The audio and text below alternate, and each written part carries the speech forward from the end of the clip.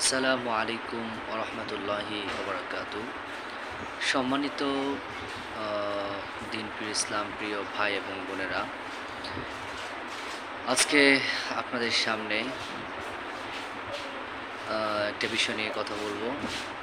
তার আগে সবাইকে গুড মর্নিং, শুভ সকাল এবং সকলের মঙ্গল কামনা করে আজকে একটা বিষয় নিয়ে কথা বলতে চাই। তো যে বিষয়টি নিয়ে আমি আপনাদের সামনে আলোচনা পেশ করছি, আজকের তিন নম্বর পয়েন্টের কথাটা বলবো। স্বামীর মারাত্মক ভুল 10টি, তার আজকে 3 নম্বরটি বলব। 3 নম্বরটি হলো সবসময় স্ত্রীদেরকে দ্বিতীয় বিয়ের হুমকি দেয়া। এটা কেউ আছে যে স্ত্রীদেরকে কাছে টানার জন্য বা পরীক্ষা করার জন্য, স্ত্রী আমাকে কতটুকু চায় এটা দেখার জন্য। আবার কেউ আছে যে ইচ্ছে করে করে স্ত্রীদেরকে মানে একটু পেরেশানিতে রাখার জন্য এই কাজগুলো করে থাকে। আবার কেউ আছে যে আসলে সে দ্বিতীয় বিয়ে করতে চায়, তাকে ছেড়ে দিতে চায়, সেজন্য হুমকিতে রাখে। কিন্তু প্রথম বিষয়টা হচ্ছে যে আল্লাহ তাআলা কোরআনে কারিমের মধ্যে আসলে কিন্তু পুরুষদেরকে অনুমতি দিয়েছেন বলেই যে আপনি নাচা শুরু করবেন যে 4টা বিয়ে করব, এটা কিন্তু এত সহজ নয়। আল্লাহ তাআলা যেরকম অনুমতি দিয়েছেন এই কথাও কিন্তু বলেছেন যে ওয়ালান তাসতাতিউ আন তা'দিলু বাইনান নিসাই ওয়ালাউ হারাসতুম। তোমরা কিন্তু এই 4 বিয়েতে লোভী হওয়ার পরেও তোমরা একাধিক স্ত্রীর মধ্যে সমতা বজায় রাখতে পারবে না। এটা কিন্তু বিশাল কঠিন একটা ব্যাপার, আর স্পেশালি আমাদের বাংলাদেশে এটা খুব কঠিন ব্যাপার। আমরা পুরুষরা কি এটা পারবো?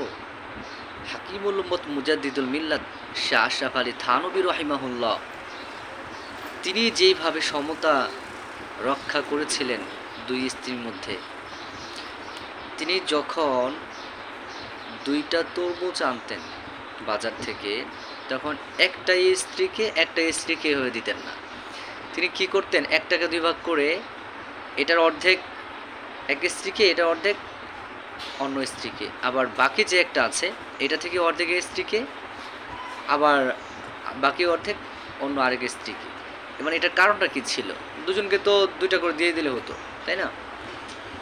এখানে বড় ছোট এটা আসলে ব্যাপার না, ব্যাপারটা ছিল যে এই তরমুজ যদি মিষ্টি বেশি হয় আর এটা যদি মিষ্টি কম হয়, তাহলে এক স্ত্রী ঠকে গেল না? তাহলে আপনি চিন্তা করেন 2 স্ত্রীর মধ্যে সমতা বজায় কীভাবে রাখতে হবে। বিষয়টা আপনার কাছে ছোট মনে হয়েছে, কিন্তু এই যে হাকিমুল উম্মত আশরাফ আলী থানভী রাহিমাহুল্লাহ, তিনি যে এটা করেছেন, আমাদের কাছে মনে হচ্ছে কাজটি ছোট, আমরা পারবো। কিন্তু এটা আসলে সমাজের পারিবারিক জীবনে আপনার প্রত্যেকটা ক্ষেত্রে এটা করতে হবে 2 স্ত্রীর মধ্যে। তাহলে এই কাজটা কতটা কঠিন হতে পারে। আল্লাহ তাআলা বলে দিয়েছেন যে তোমরা এই কাজটা করতে লোভী, আগ্রহী আছো, কিন্তু এটা আসলে বড় কঠিন, তোমরা করতে পারবে না। ওয়ালান তাসতাতিউ, কিছুতেই পারবে না। তো প্রিয় ভাইয়েরা, যদি আপনার সামর্থ্য থাকে স্ত্রীকে আপনি আলাদা বাড়ি দিবেন, হ্যাঁ, আলাদা সব কিছু দিবেন, ভরণ পোষণ দিবেন, আপনার শারীরিক শক্তি এরকম আপনি করতে পারেন, ইসলাম আপনাকে অনুমতি দিয়েছে।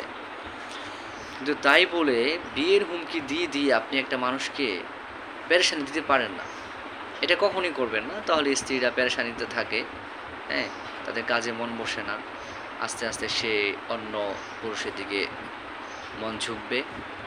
এজন্য আমি আপনাদের কাছে রিকোয়েস্ট থাকবে, প্রিয় ভাইয়েরা, বর্তমান সময়ে তো ফিতনা চলছে আপনারা জানেন, আর বিশেষ করে আমাদের বাংলাদেশের বোনেরা সতীন মেনেই নিতে পারে না।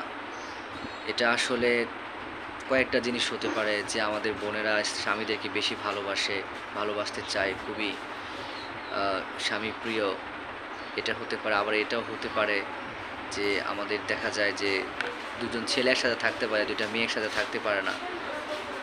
হিংসাটা আমাদের বাংলাদেশে একটু বেশি কাজ করে।